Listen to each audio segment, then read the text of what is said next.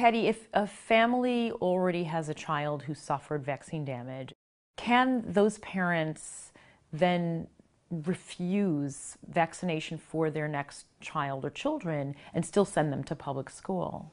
It does depend on the state. The fact that a sibling has been injured or that there may be a genetic predisposition is insufficient under certain state laws. So no, that is not a good enough reason. So you're telling me that most states in this country say that you don't have a choice for a medical procedure? Yes, that is the case. 100 years ago, there was a case called Jacobson versus Massachusetts. The courts held that under a police power, the government can force you to vaccinate. And that's what we're facing right now. Your rights to refuse are overridden by this 1905 case. It's obvious that court had no idea what the kids today are being faced with in terms of vaccines. What's troubling you about my answers is it just seems unnatural. How could that be in the United States? Why is it that an individual has to be forced to take a vaccine?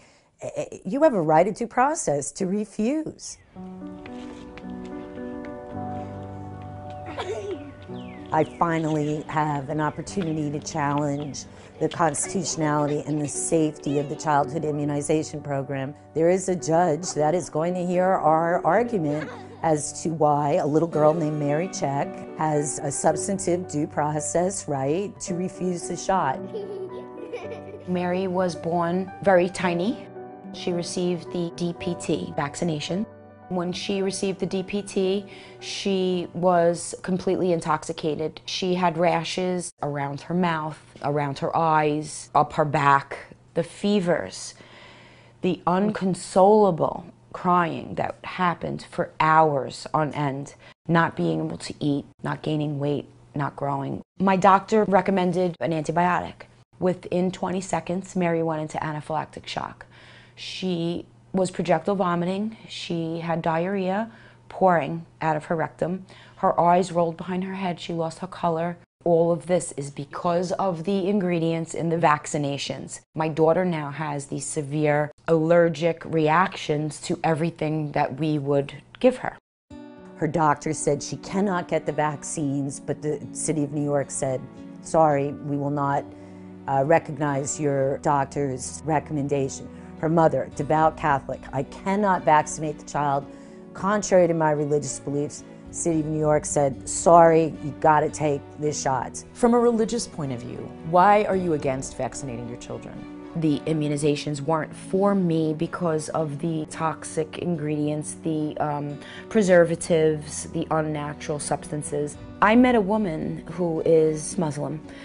She didn't know that there was pig and these ingredients of the tissue of animal in the vaccinations.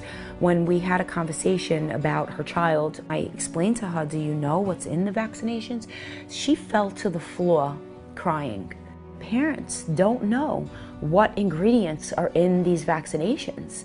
Some vaccines contain aborted fetal cells. If you are Jewish and you have a kosher diet, a lot of these vaccines have pig cells in them, monkey cells. Clearly you wouldn't eat them. You wouldn't put them in a blender and give them to your child. You know, we're always told that it's vitally important that all healthy children receive all their vaccinations because there are some children who can't receive them. Oh yeah. Your daughter had an adverse event, a serious adverse event. It was documented. And yet, you're fighting the government. If she's not one of the children who can't receive vaccinations, then who are these children? It makes no sense. And our children are suffering. My daughter very well qualifies for this religious exemption. We deserve it. And there are other children who have these medical issues worse off than Mary. We've swapped out political and religious tyranny for medical tyranny. When someone would oppose vaccines, people say, oh, they're those kooky people, as if we don't have a valid basis for our argument. None of that is true. The science absolutely supports our position, and we've organized. You don't mess with a mama bear's cubs. I don't care who you are. I litigate in Brooklyn, Lower Manhattan. These are tough places. The most formidable opponent is an angry mother, trying to protect her kid.